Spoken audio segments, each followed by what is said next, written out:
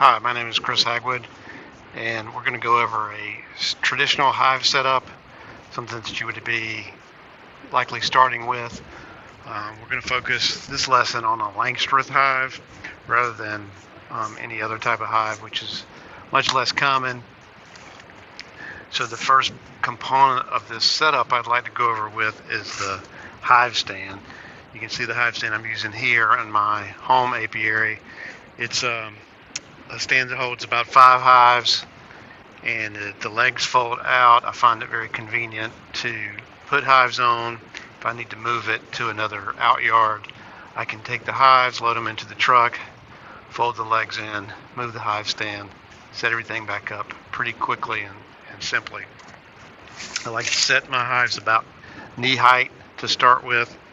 That way I'm not bending over very much when they're set up. So you can use whatever you would like to get started with. I started out with cinder blocks like most people, and then moved on from there. So there's many choices for a stand. You just want to make sure that your hive is relatively level.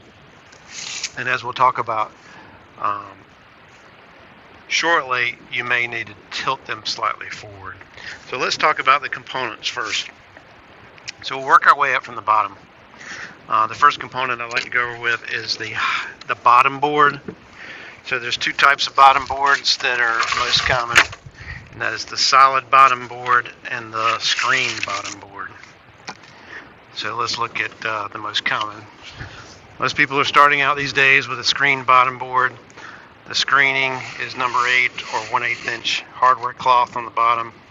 Otherwise, it's 3/4 inch rails all the way around, and a frame to hold the screen. The screen allows mites to fall through, maybe even hive beetles to fall through. It started out as a way to put oil traps underneath and trap hive beetles that fell out, or even mites that fell through the screen. It allows extra ventilation in the summertime, and in the wintertime, a lot of people put an insert in the duration of the winter, or they use this insert that's marked to try to count mites that drop through the screen. While that's not a particularly accurate method to count mites, it does give you an idea if you measure the time period of the mites that have fallen off of your bees in that time period. So it's not altogether useless, but it is not a particularly accurate method for assessing your mites, but you'll learn more about that in a different module. So if you do insert the plastic insert and leave it in for any length of time, you do want to take it out from time to time and clean the debris. I have found that if you leave this in, there's a space between the screen and the insert that the bees cannot get to, can't keep it clean. A lot of pollen debris and hive debris falls in there. It really makes a great spot for hive beetle larvae and even wax moth larvae to grow. So keep that area cleaned out if you're going to keep an insert in there. Or you can go with a straight solid bottom board. I made this myself. The rest of my hives use solid bottom boards at the moment. When they're on the hive stand, you can either tilt all of them, or particularly if you're using solid bottom boards, you can erect the stand in such a way that it tilts forward and keeps rainwater from running back into the back of the hive. I found that once I switched to solid bottom boards that I did need to tilt these forward, because even when they're perfectly level, enough rainwater collects in the back, hive debris collects in the back, that I saw that larvae of wax moths and hive beetle were growing kind of in this debris that collected in the bottom of the bottom board. So it is kind of important to tilt them forward. So next component is a hive body. You'll notice that my apiary is all 8-frame mediums. This is what I chose to go with when I started beekeeping. You can make your own decision whether you use 10-frame, 8-frame, all deeps, all mediums, combination, etc. So you'll notice that on this first hive body, I've got my 8 frames in, and When I arrange them, I'm going to push them tightly together in the hive body. That spacing, as you'll learn from your materials in class, is important, that bee spacing. If we space these out or leave them in here haphazardly, we'll get burr comb between frames. Even when we push them together, you may see some burr comb on the two outside edges, but usually by the time they've worked their way all the way to the edge, they're not as inclined to build very much burr comb to connect this frame with this space, because it is bigger than others. But you need that space, because as you're doing inspections, you need a space here to move this frame to the side to pull it out. So we can't have it in here with no clearance. So we go ahead and center the frames up in our hive body. Then we start our bees into the hive body, either a package or a nuke. And as they've built out and are ready for our next hive body, we can put that on above it, the same as the first, and keep working our way up. So I'll usually let them build up 3 hive bodies tall, and the topmost hive body for mine tends to get to be mostly honey, some brood, but mostly honey. And then above that, during the honey flow, I'll work on a 4th super that is for harvest honey. So I do want to talk about one more component that would go above the 4th one. I don't have 3 on here yet, but I mean above the 3rd one, I'm sorry. And that are queen excluders. So I have a plastic queen excluder and a metal queen excluder. And the spacing between these slots is such that a worker bee can fit through the slot, but a queen bee nor a drone is able to fit through those slots. So if we want to keep the queen out of a super above this, then before we even put it on, we put a queen excluder on. If I put this queen excluder on and then add a hive body, with frame or with comb above that, then clearly the worker bees can come and go from the bottom. They can fit between the queen excluder slots, and they can build comb or store honey in the top. If this already has comb and bees, etc. in it, and I want to use a queen excluder, then I've really got to make sure that the queen is below it and that the queen is down there in the brood area that I want before I put the queen excluder on. So one thing that you'll see that some people like to do is during the summer season, like I've told you before, I usually build mine up to 3. I might put the queen excluder on in the summer, feed them sugar syrup, and get them to build this entire top 3rd section as nothing but honey. The queen can't get up here. She can't produce brood up here. They pack this entire 3rd super up with honey. And now that it's cold, I can remove the queen excluder. I can put that super back on with all that honey, and now the queen can rise up there with the cluster of bees, and they can move from the brood area up into the honey super to consume the honey in the cold of winter. She may or may not lay at that point in the topmost super with the rest of the bees, but if you forget and leave that queen excluder on, it could be catastrophic, because the bees could move up into the topmost super to eat the honey, but the queen would not be able to fit, and she would be stuck behind and freeze to death. So just remember that. The next component we'll go over with is an inner cover. So this is a commercially made inner cover with a oval opening. You can make your own. I make plenty of these myself. They usually come with a flush side and a raised edge.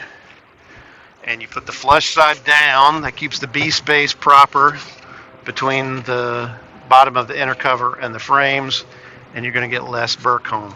If you flip it this way, there's going to be too much space between the top of the frames and the inner cover, and you're more likely to get burr comb. You put this down, has a ventilation hole and a ventilation notch. That allows air to enter the front entrance, rise up through the colony, exit the top and come out the ventilation hole. Particularly in wintertime, that's going to allow excess humid air to escape the hive as well.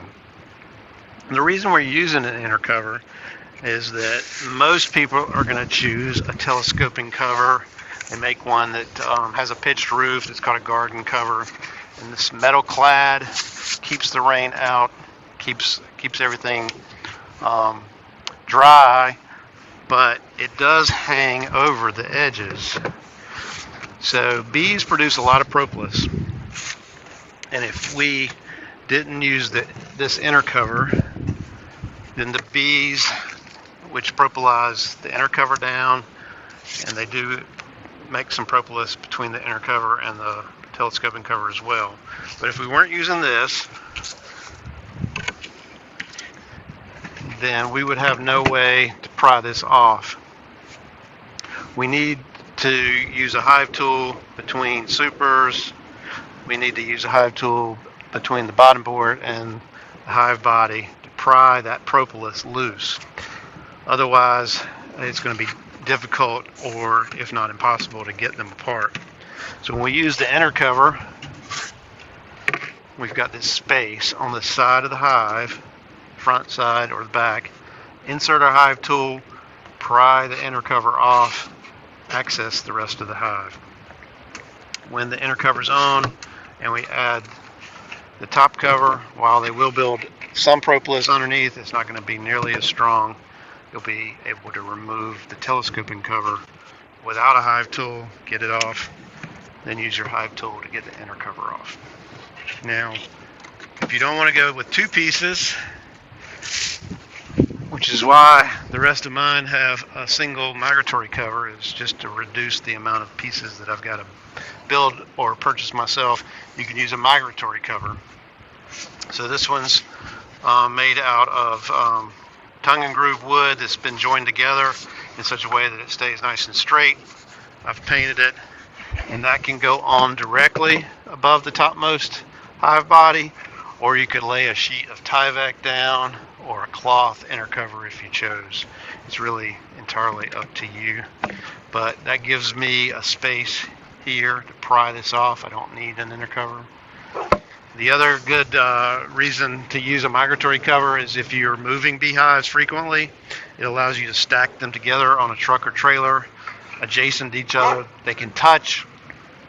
If you're using a traditional telescoping cover, it overlaps the sides, and the hives have to be spaced apart, and they can be a little more unstable when they're trying to transport. So those are our components from bottom to top. We've got a bottom board, our hive bodies with frames, and we've got some type of hive cover. The last component I want to go over with you is an entrance reducer. So this is a commercially produced entrance reducer. It's got two settings on it. One is wider than the other. So remember to always place these entrance reducers down with the opening down. That way the bees can exit directly. Some people will forget or they're not sure, and they'll place it with the notch up, which causes the bees to have to cross over the entrance reducer, and it's less efficient for them to remove dead bees and hive debris from the colony. So we've got a wider opening or a narrower opening on this one.